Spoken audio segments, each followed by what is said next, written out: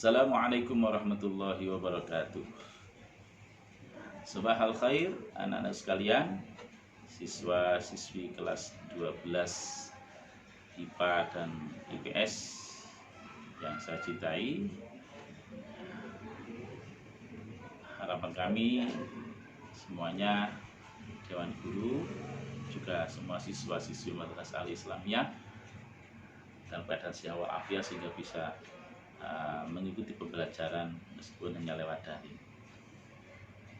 Anak sekalian, pertemuan kali ini saya meneruskan pertemuan yang sebelumnya,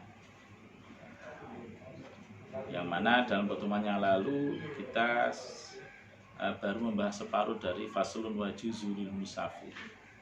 Sekarang kita lanjutkan ya, masih pembahasan tentang sholatnya orang musafir, orang yang bepergian jauh, jaraknya lebih dari 80 kilo.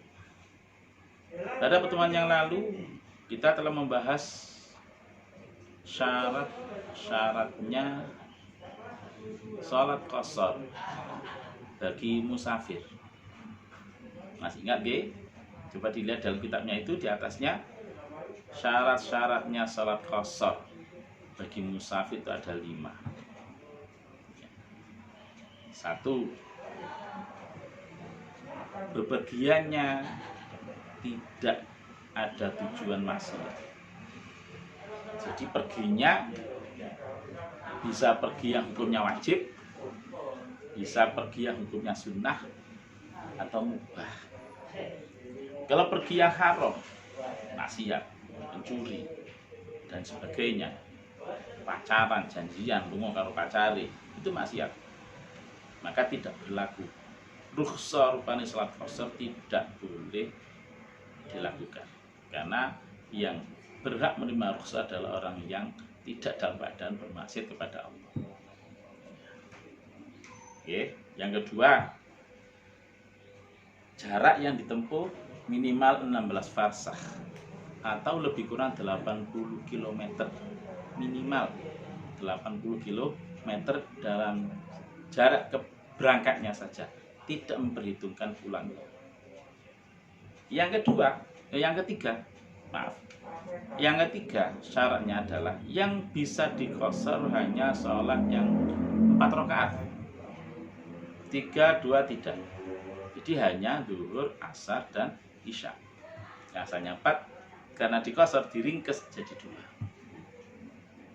Yang keempat, ketika niat sholat harus ditambahkan dalam niat itu niat qashar ya. Jadi di samping qasdul fi'li, fardiyah, ta'yin, ditambah niatul qasri, niat mengqashar sholat. Jadi contohnya usolli fardhu dhuhri ya, qasran lillahi ta'ala. Usolli qasdul fi'li, fardhu itu fardiyah, zuhri ta'yin, qasran niatul qasri. Harus ada 4 unsur. Yang kelima syaratnya, musafir yang mengqashar salat ini tidak boleh bermakmum kepada imam yang bukan musafir, orang mukim. Misalkan kita dalam perjalanan berhenti di salah satu masjid, jamaah sholat zuhur, ketika sama makmum dengan imam masjid itu, maka sama tidak boleh niat qashar ya. Jadi kalau sholatnya qashar harus sama-sama dengan imam yang musafir. Jadi kalau pada orang mukim atau orang yang tidak bepergian, orang yang sholatnya 4 rakaat sama niat 2, tidak sah sholat. Selanjutnya wa yajuzulil musafiri. Bismillahirrahmanirrahim. Wa yajuzulan wenang lil musafiri, kedue musafir,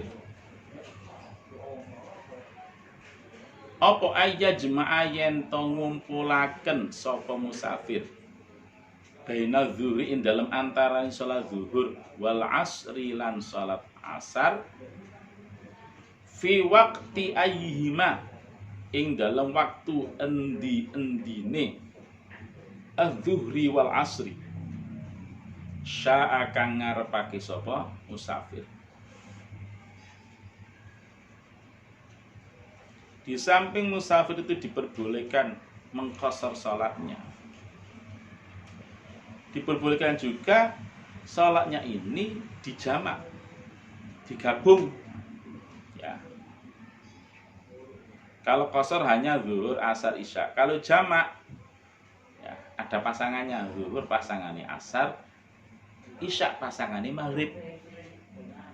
Subuh tidak ada, subuh tidak bisa diqashar, tidak bisa dijamak. Ya. Bisa dijamak. Misalkan zuhur dan asar dijamak. Jamaknya bagaimana? Boleh jamak takdim, boleh jamak takhir. Kalau jamak takdim berarti salat asarnya ditarik ya ke depan, asarnya diajukan ke waktunya zuhur. Jadi di dalam waktu zuhur ya, itu dilakukan sholat zuhur dan asar digandeng, dikosor pisan, mboten napa-napa. Itu namanya jamak takdim plus kosor. Mau tidak memungkinkan karena masih di atas kendaraan, sudah di jamak takhir. Kalau jamak takhir berarti zuhurnya diakhirkan sampai masuk waktu asar. Zuhur dikerjakan di waktunya asar, dijamak dengan asar, juga boleh kosor. Jadi kalau zuhur dikerjakan di waktunya asar bersama dengan asar, namanya jamak takhir. Kalau asar ditarik dikerjakan bersama dengan zuhur di waktunya zuhur, namanya jamak takdim. Jadi ada jamak takdim, jamak takhir. Demikian juga yang maghrib dan isya, wa bainal maghribi lan antarane maghrib, wa bainal maghribi lan antarane salat maghrib wa isya ilan salat isya. Maghrib isya juga bisa digabung, dijamak. Namun yang bisa dikosor hanya isya, matnya tidak. Fi waktu ayyima dalam waktu endi-endine maghrib lan isya, akan ngarepake sapa musafir. Maghrib digabung, dikerjakan di waktunya isya. Ya mulai masuknya waktu isya, misalkan dikerjakan jam 12, tidak apa-apa. Kan jam 12 malam itu masih waktunya isya. Digabung, diakhirkan. Atau isyanya diajukan di waktunya maghrib, digandeng dengan maghrib, namanya jamak takdim. Syaratnya bagaimana jamak takdim? Jamak takdim niku harus didahulukan sholat yang punya waktu dulu, maghrib dulu baru isya. Ya. Kalau jamak takhir bagaimana? Jamak takhir zuhur dan asar dikerjakan waktunya asar. Ini boleh zuhur dulu, boleh asar dulu. Namun syaratnya untuk jamak takhir, begitu masuk waktu zuhur, kita sudah ada rencana sholat zuhur kita ditakhir dengan asar, digabung dengan asar, dikerjakan waktunya asar, namanya jamak takhir. Maka begitu masuk waktu zuhur atau maghrib ditakhirkan, dijamak takhir dengan isya, begitu masuk zuhur atau waktu maghrib, dalam hati kula sampeyan kudu ono azam, kudu ono kerentek bahwa zuhur saya atau maghrib saya jamak dengan asar. Maghrib saya jamak dengan isya. Jamak takhir dengan asar atau maghrib jamak takhir dengan isya. Itu kita kudu ono kerentek noni ati bahwa zuhur kita akhirkan, kita gabung dengan asar di waktunya asar. Maghrib kudu kentek kita akhirkan, kita gabung, kita jamak dengan isya.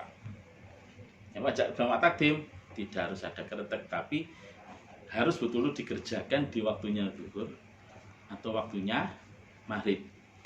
Untuk niatnya ditambahi niyatul jam'i. Kalau tadi qasr tambah niyatul qasri, karena ini di jamak berarti jam ada qasrul fi'li, ono fardiyah, ada ta'yin, di qasr niyatul qasri, di jamak berarti ono niyatul jam'i. Misalkan usolli fardhu zuhri jam'a takdimin bil asri qasran lillahi ta'ala. Atau kalau nggak bisa bahasa Arab, bahasa Jawa, niat ingsun sholat zuhur jamak takdim kelawan asar qasar fardu krana Allah ta'ala. Penting niatin njero ati, niate bener, ana qasrul fi'li, ono fardiyah, ono ta'yin, ada niyatul qasri, ono niyatul jam'i. Ya. Dan dikerjakan ketika kula sampean masih dalam keadaan ya musafir. Untuk jamaah takhirnya sama, pelaksanaan jamaah takhir status kula sampean ini masih musafir. Ya, misalkan rumah kita di Tanggulangin, perjalanan pulang dari Banyuwangi, setelah zuhur sama ditakhir dengan asar, maka pelaksanaannya jamaah takhir zuhur asar ini tidak boleh dilakukan di Tanggulangin, karena begitu masuk Tanggulangin sama sudah bukan musafir. Dikerjakan di mana? Sebelum Tanggulangin, di Porong atau Gempol, berarti di Masjid Gempol. Sudah masuk waktunya asar, dikerjakan di situ. Sholifadhu zuhri majmu'an ilal asri qasran lillahi ta'ala. Nyata itu sholat zuhur asar jamak takhir dengan asar qasar krono Allah. Ya, jadi pelaksanaan jamak takhir niku sholatnya itu dikerjakan kalau sama statusnya musafir, artinya belum masuk wilayah hukum yang kita tinggali. Kalau Tanggulangin maka batas akhirnya adalah di Porong. Kalau dari utara ya batas akhirnya di mana? Sidoarjo atau sebelum Tanggulangin Candi. Jadi kalau sama kelewatan sampai itu Tanggulangin belum sholat zuhur asari, maka sholat zuhur sampai statusnya qadha, sudah tidak boleh dijamak, gak ada niatan jamak takhir. Jadi zuhur qadha asari ada.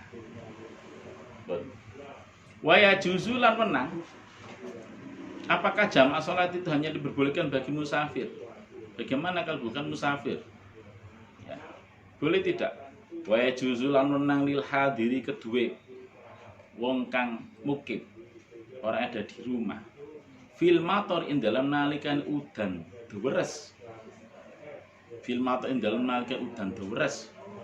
Apa sing diwenangno ayya jemaah yen to ngumpulake sapa hadir, yen to gabung sapa hadir bainahuma ing dalem antarane zuhur lan asar atau maghrib dan isya. Boleh menjamak zuhur dan asar atau maghrib dengan isya saat hujan yang deras sekali, yang mana si hadir niki memang wadifahnya ajek istiqomah sholatin di masjid, selalu berjamaah.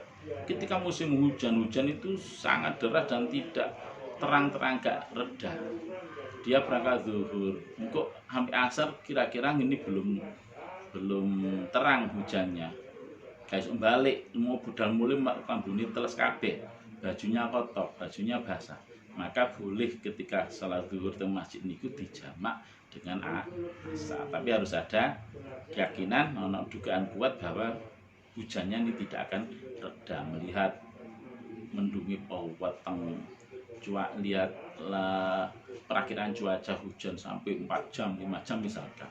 Kalau kembali lagi dia pulang kembali nanti basah kuyup bajunya, maka dia boleh menjamak. Nah, jamaknya bagaimana? Jamaknya hanya jamak takdim, tidak ada jamak takhir.